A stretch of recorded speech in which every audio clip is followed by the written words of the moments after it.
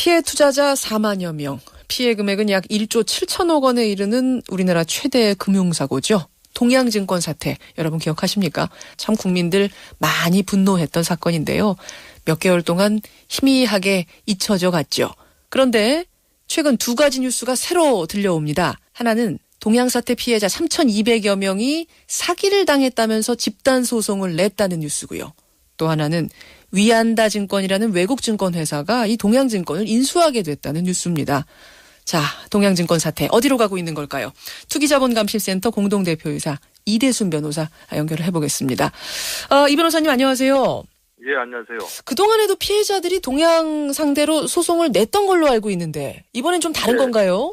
예, 이 앞에도 공동소송 형태로 여러 명이 내준 적이 있습니다. 예. 그것은 불안전 판매, 이것을 원인으로 한 소송들이었습니다. 예. 그리고 소송한 사람만 그 판결 효과를 볼 수 있는 그런 소송이죠. 근데 이번에 저희가 추진한 이 집단소송은 두 가지 점이 다릅니다. 첫 번째는 원인 자체가 현재현 회장을 비롯한 지금 재판을 받고 있죠. 그렇죠. 형사재판 과정에서 드러난 것이 이제 차원의 사기 범죄였다는 게 드러났습니다. 이것을 원인으로 하는 겁니다. 예. 원인 자체 다르고 두 번째는 3,000명 넘는 사람들이 소송을 제기를 합니다만은 피해자는 거의 5만 명에 가깝습니다. 그렇죠. 그중에 일부가 하지만 이 소송 결과에 따라서 5만 명 전체가 혜택을 받는 소송입니다. 아, 그게 바로 미국식 집단소송 제도인 거죠? 네, 그것은 클래스 액션 제도라고 하는데요. 그것이 이제 2005년경에 우리나라에 도입됐었습니다. 소수가 이기더라도 똑같은 케이스에 다수가 다 이긴 게 되는, 다 적용받는 이런 집단소송, 이런 말씀이에요. 맞습니다. 중요한 것은 뭐냐면은 지금 동양증권 자체가 굉장히 그 위치가 지금 변하고 있다는 겁니다. 위치가 변하고 있다고요?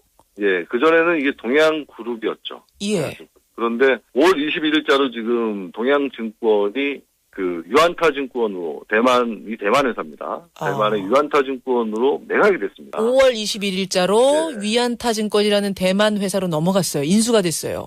예, 이게 지금 그 주식 매입에 필요한 계약은 그 이전에 이루어진 거고, 그리고 6월 11일자로 잔금이 남았던 거를 전부 다 지급이 끝납니다. 6월 11일자로 잔금까지 싹 계약이 다 끝나는 거군요. 다 끝납니다. 그래서 확실한 동양증권의 주인이 되는 겁니다. 53% 이상을 이제 차지하게 되는데요. 예. 지금 이렇게 되면은 한미은행이라든지 이제 제일은행 매각 사례를 우리가 한번 돌이켜볼 필요가 있습니다. 예. 그 주식을 공개 매수를 한 다음에 상장 폐지를 해버렸습니다. 상장 폐지를 한 이후에는 이 금감원에서 그 해당 은행에 대해서 감독할 수 있는 여지가 굉장히 좁아집니다. 그러네요. 네. 과거의 자료들 뒤져서 찾아서 조사하기도 어려운 거고, 그 직원들을 불러내기도 어려운 거고, 뭔가 다 어려워지는 거군요.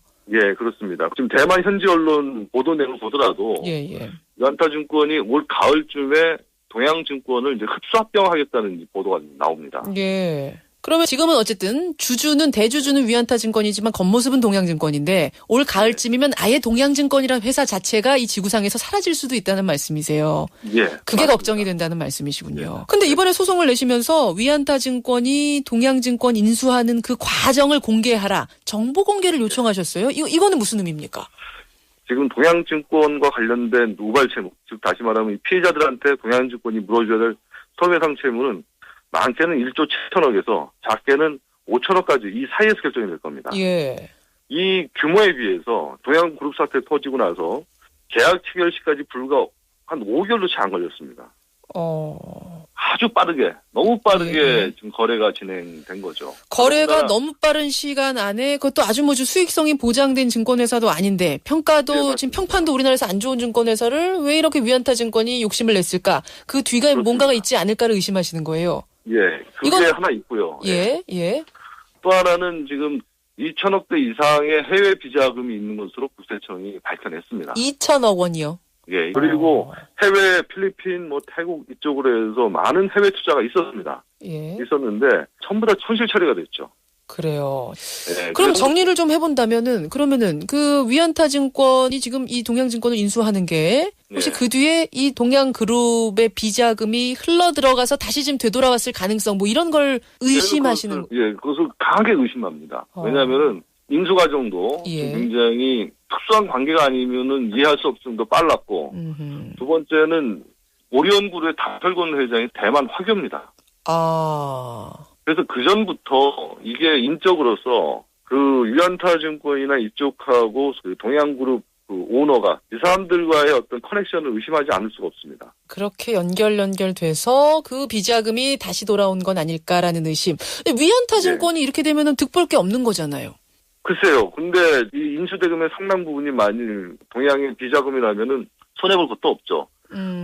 득볼 게 없을지를 몰라도 손해볼 것도 없는 장사다. 위안타증권으로서도. 그뿐만 아니라 동양증권의 실제 가치는 지금 동양 사태가 터지기 전에는 이것이 순자산 가치가 한 2조 3천 정도 됐어요. 잘 나가는 회사였어요. 예. 예. 그런데 그것이 불과 이제 9개월 만에 지금은 이제 8천억이 좀 넘는 수준까지 떨어졌습니다만은 예.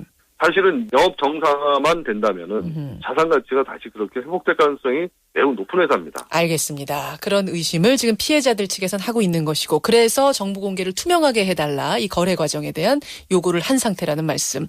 네, 그렇습니다.